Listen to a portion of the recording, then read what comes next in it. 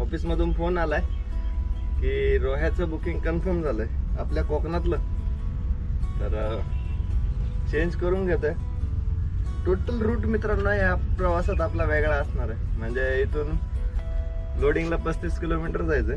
ते गावाचं नाव एक्झॅक्ट आपल्याला माहित नाही, मॅपवरती लोकेशन पाठवून दिलंय. तर इथून आता 35 किलोमीटर लोडिंगला जाऊया आणि तिथून महाराष्ट्राचं बुकिंग फायनली आपल्याला भेटलंय. तर चला या गोष्टीवरती तोंड गोड करून घेऊ. चहा घेतला एक. रूट होणार आहे मित्रांनो ह्या वेळेस. लोडिंग केल्यानंतर सत्यमंगलम मार्गे आपण परत वरती येतोय. त्यानंतर मग डायरेक्टली महाड आणि रोहा अशी आपली जर्नी होणार आहे. तर खूप मजा येईल.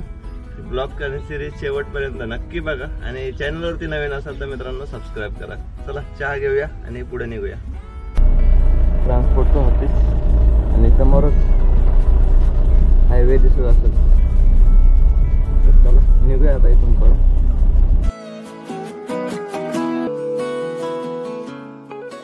मित्रांनो आपण कंपनीमध्ये ऍक्च्युली बघा आता ट्रक लोडिंग होत आहेत. हे समोरच गोडाऊन आहे कंपनीचं. तिथून आपली गाडी पण लोडिंग होईल. आणि मित्रांनो या कंपनीमध्ये कपडा बनतो. कपड्याचे रोल आहेत, बंडल आहेत. तर त्यापैकीच काहीतरी मटेरियल आपल्याकडे असेल. मित्रांनो आपली गाडी लोडिंग.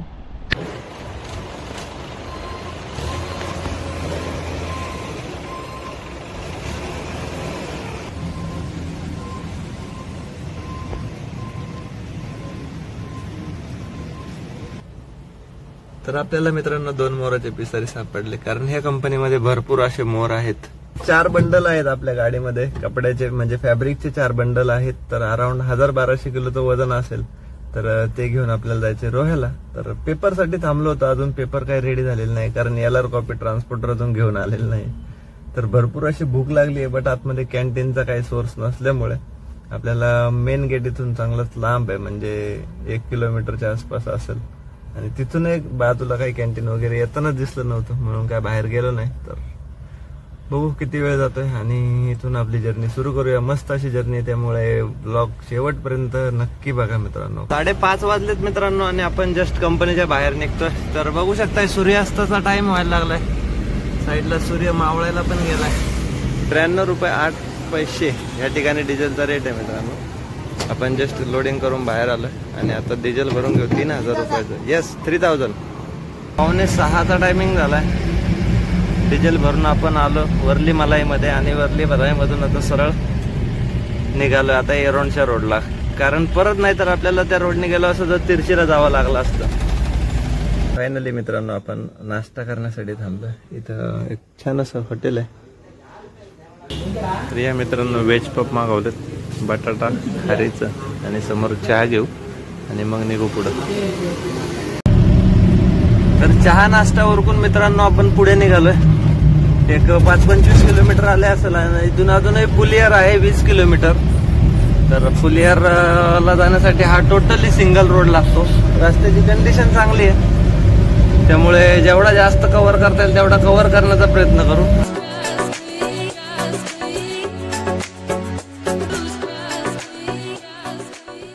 आपलं अंतर इथून सत्यमंगलम घाटाचं आहे फक्त 9 किलोमीटर. आणि आपण भारत पेट्रोलियमच्या पंपावरती थांबलोय. 1 वाजलाय आपल्याला. तर आता आराम करू. सकाळी मस्तपैकी 5-5:30चा अलार्म लावून उठूया. 6 वाजता घाट सुरू होतो. मग 6 वाजता मस्त बघायला काय काय भेटतंय ते बघूया. तर चला मित्रांनो, भरपूर असं थकलोय आणि मध्ये जेवायला थांबलो होतो. तर डोसे खाल्ले 50 रुपयाचे 4 आणि निघालोय पुढं. तर आता मस्तपैकी झोपतो. भेटूया सकाळी डायरेक्टली सत्यमंगलमच्या घाटामध्ये. चला सगळ्यांना गुड नाईट.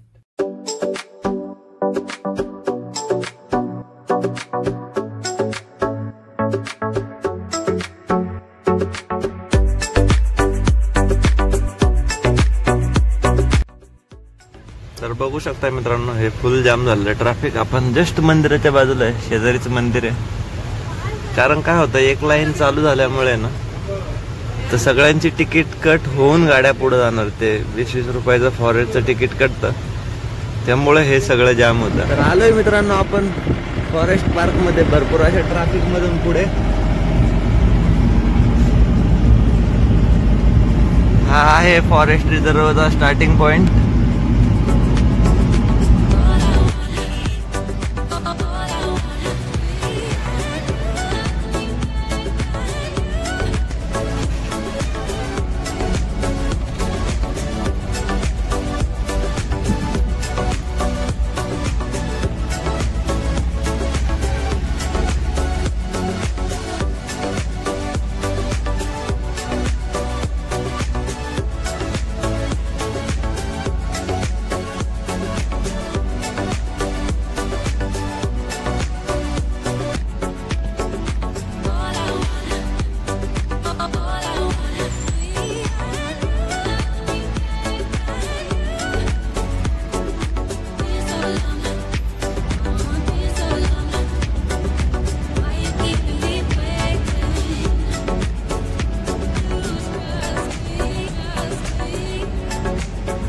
संपलाय मित्रांनो आपला घाट.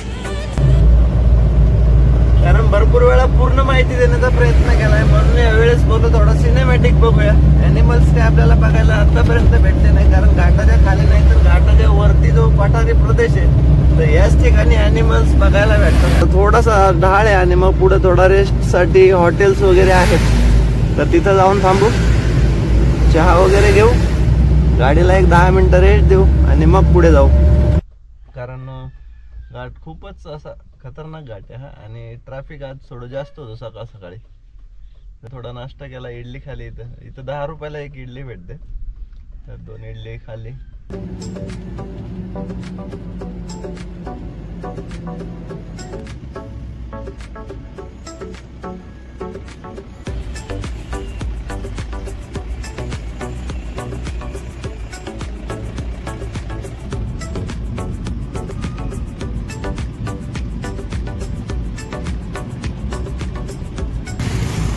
तर 10:30 वाजलेत मित्रांनो, आणि आपण पोहोचलोय नंजनगुडला. हे बघा इकडून साईडने मंदिर दिसत असेल. ओम नमः शिवाय.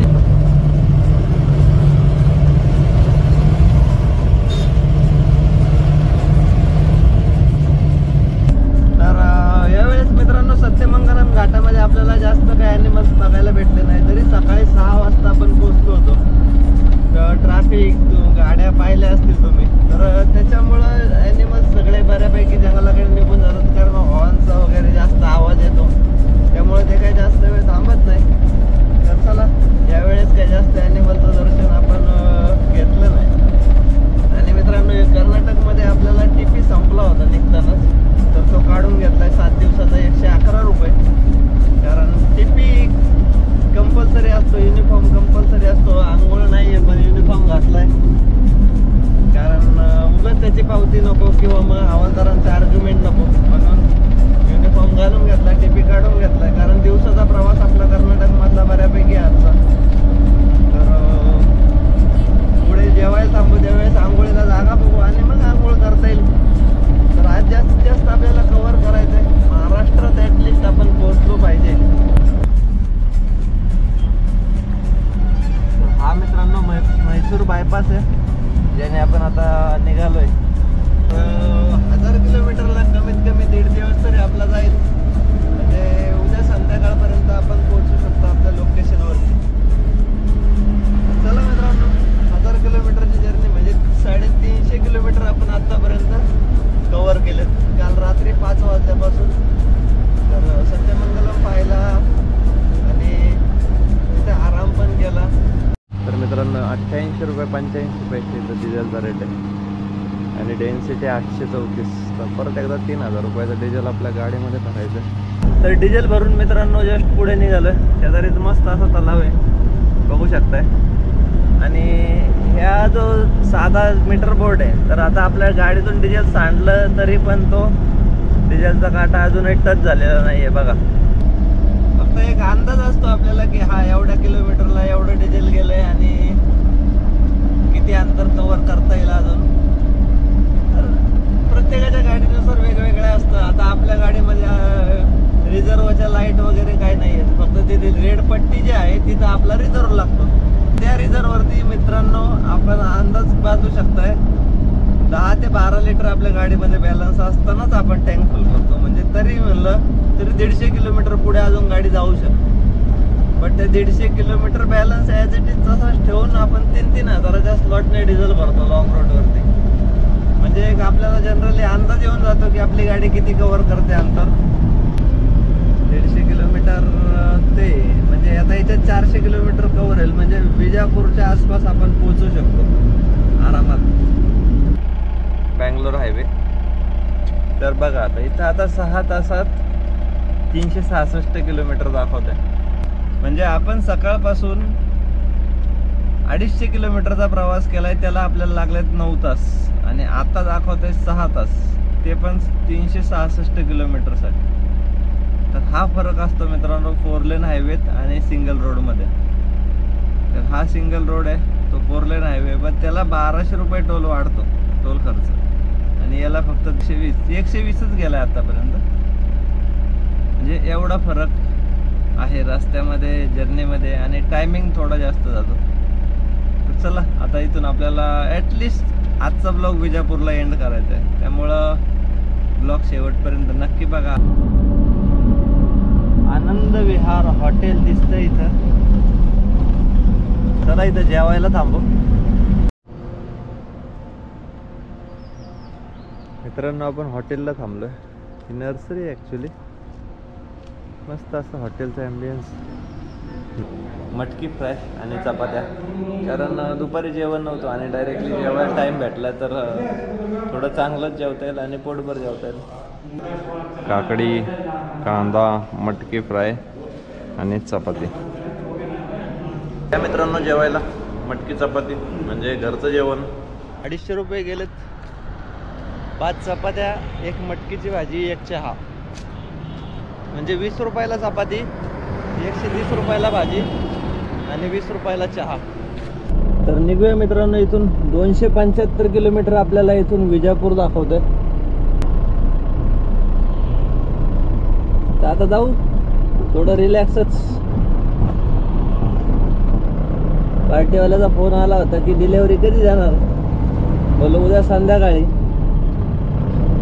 आपण उद्या संध्याकाळी पोहोचू शकतो. आज अजून टोटल 800 किलोमीटरचं रनिंग आहे, त्यातले 275 किलोमीटर तर आज कव्हर होतील आणि राहिलेला 500 किलोमीटर आपल्याला उद्या कव्हर करायचे.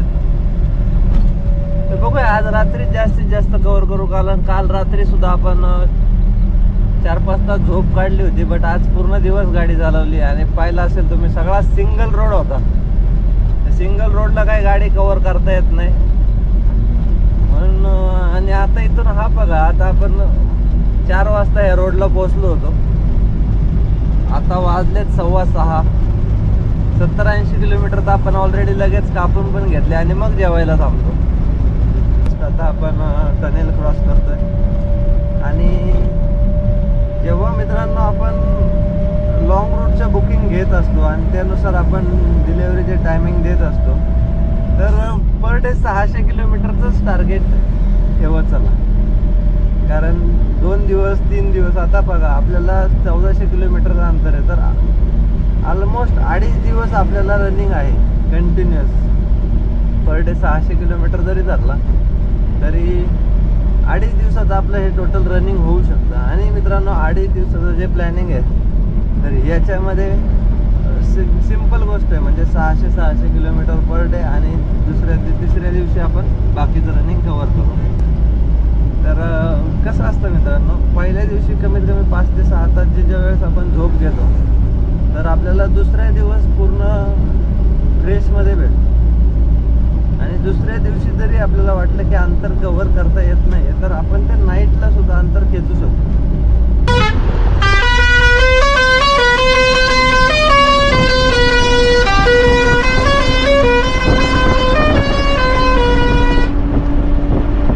मित्रांनो ही जम्मू काश्मीरची गाडी आहे, शेजू ब्लॉग्स. काही म्हैसूर वरतून आलाय, मी जस्ट वाचलं. तर चला बघूया थांबतोय का अर्जंट आहे. चला मित्रांनो थांबलो होतो, थोड्याफार गप्पा गोष्टी केल्यात. आणि निघालोय पुढे. हे आहे शेजू ब्लॉग्स. मस्त बनवतोय काश्मीरी पोर काय, छान छान ब्लॉग बनवतोय. HP चा पंप आहे, डिझेल भरून घेऊ.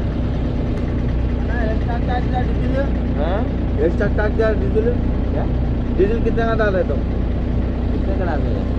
तुम कितना का डाल रहे? मैं 3000 का डालता है. 3000 का? क्या करने का है बोलो? 3000 का डाल रहे. तो करना क्या है? नहीं जी, मैं 10 साल का डाल रहा हूँ. तो तुम्हारे 2000 का गाड़ी में डाल दो छोड़ो को. मैं बोले ऐसा 2000 का तुम डाल. तुम्हारे पे? हाँ, मेरे को बिल 10 साल का चाहिए. हाँ, तो मेरे को कितना मिलेगा उसमें? डीजल तो तुम्हारे 2000 का पूरा डालता साहब. हाँ, फ्री में. तू 2000 का फाड़का मारेगा क्या? तू 2000 का फाड़का मारेगा? इससे पहले वहाँ पर डाल के रहा 12000 का, 10,000 का बैठा हमारे में. 12000 सुन के 12000 डाल दिया. अब जेब से मेरा 2000 चला गया है. अब मैं इधर में 8 का डाला के 10 का बिल देता सीट को. क्या तुझे क्या लगा इधर क्या ऐसा सी लिखा है क्या? कौन है इधर? देना जो है नको जो राजी पाहिलं का. हे असे मालकांना लुटतात, लक्षात राहू द्या मित्रांनो. 2000चं डिझेल माझ्या गाडीत टाकणार आणि त्याचं बिल तो त्याच्या गाडीला जोडणार, त्याच्या मालकाला लुटणार. ऐकलं असेल तुम्ही कम्युनिकेशन. अरे त्या 2000 रुपयाचा विचार करा. तो मालकाने 2000 रुपयाचा तुम्ही इथं फाळका मारता. तुमच्या भरोशावर आज 30-32 लाखाची गाडी ज्यावेळेस मालक देतो, या मोठी गाडी आहे, ट्रक आहे, तर तिची किंमत 30-35 लाखाची तर असेल. आणि तुम्ही त्याच्या 2-2000 रुपयाचा फाळका मारायचा विचार कितपत योग्य वाटतं? असतील करत, बरेच जण करतात. आणि पंपावाले त्याच्याबरोबर मग कमिशन मागतात.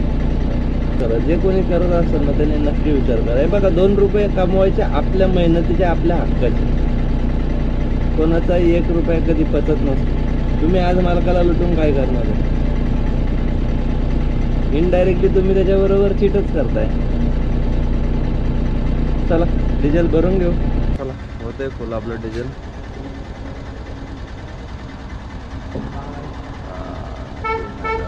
गेलाय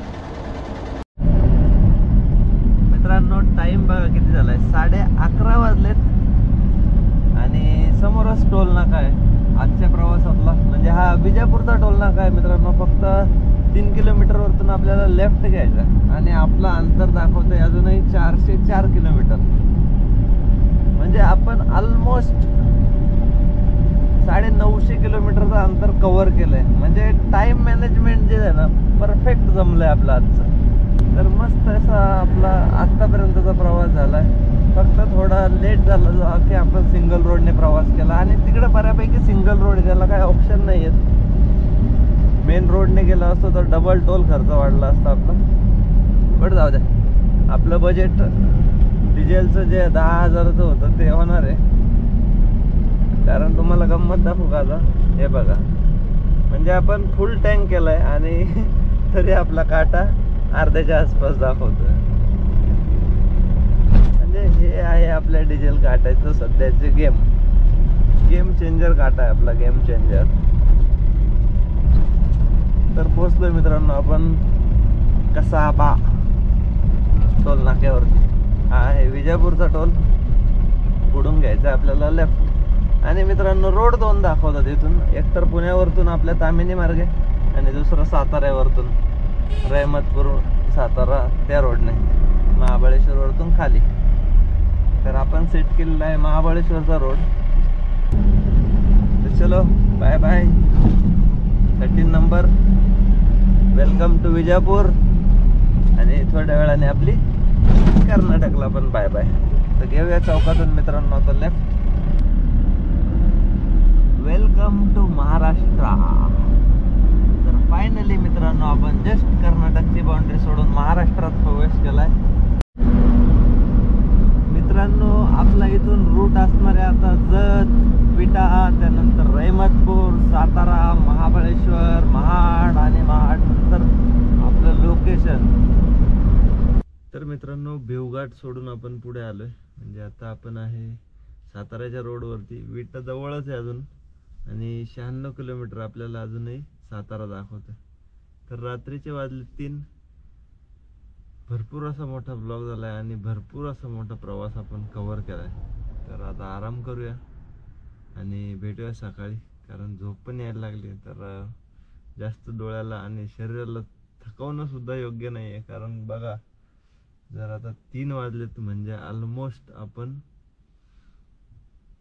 21 तास ड्रायव्हिंग केली आज. 21 तास, त्यातला फक्त जेवणाचा अर्धा पाऊण तास गेला असेल. नाही तर कंटिन्युअसली गाडी चालू आहे, कुठं रेस्ट नाही, काय नाही काय नाही. बराचसा प्रवास कव्हर केला. तर चला मित्रांनो, आता आराम करतो, भेटूया सकाळी आणि नेक्स्ट ब्लॉगमध्ये. तोपर्यंत गुड नाईट आणि जय शिवराय.